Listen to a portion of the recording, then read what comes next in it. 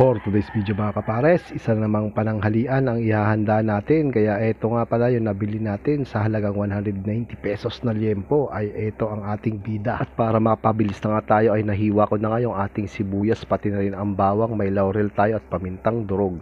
At syempre sasamahan din natin ng saba at meron tayo dyang coke. At matapos ko na mahiwa-hiwa yung liempo ay inuna ko nang iprinito yung ating saba. Kaya shoutout po sa ating mga followers dyan na mga nag-share po ng aming mga video. At sa mga bagong followers po, welcome po kayo sa aming channel. At natakam lang nga tayo sa ganitong luto, kaya ito sinare ko na muna yung ating liempo. At sana nga ay may naisip na rin kayong idea sa lulutuin nyo.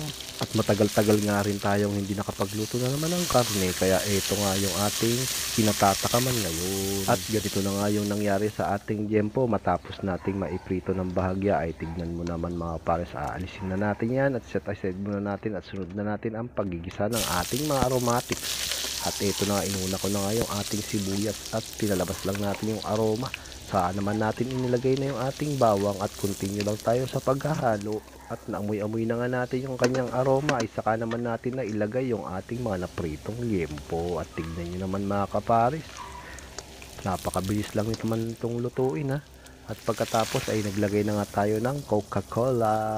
At saka naman natin ilagay yung ating laurel. At pagkatapos maglalagay pa tayo dyan ng pamintang durog. At syempre, hayaan lang natin yung kumulo.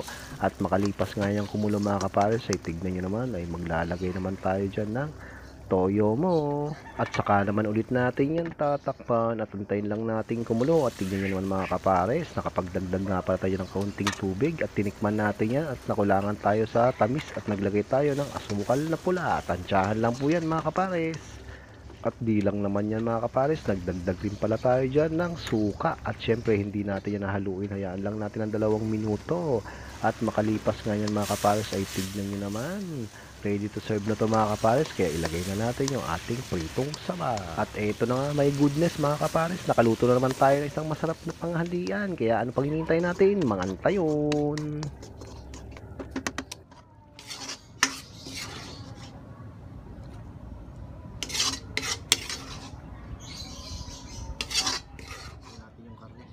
Po. Unahin natin.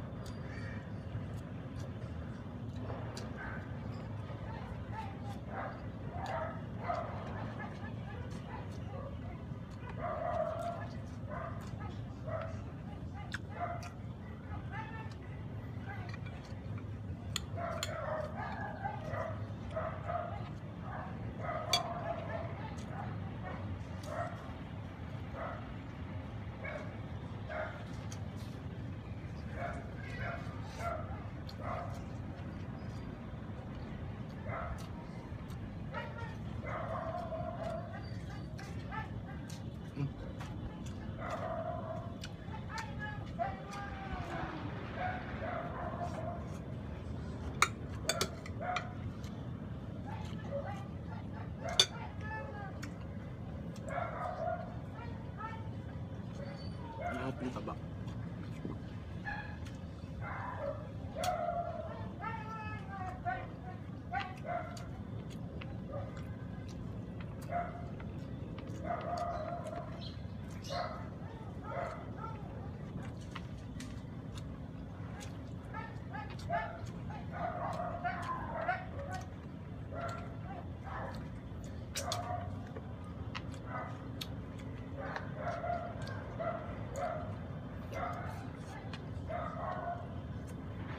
Hinahin natin mga taba.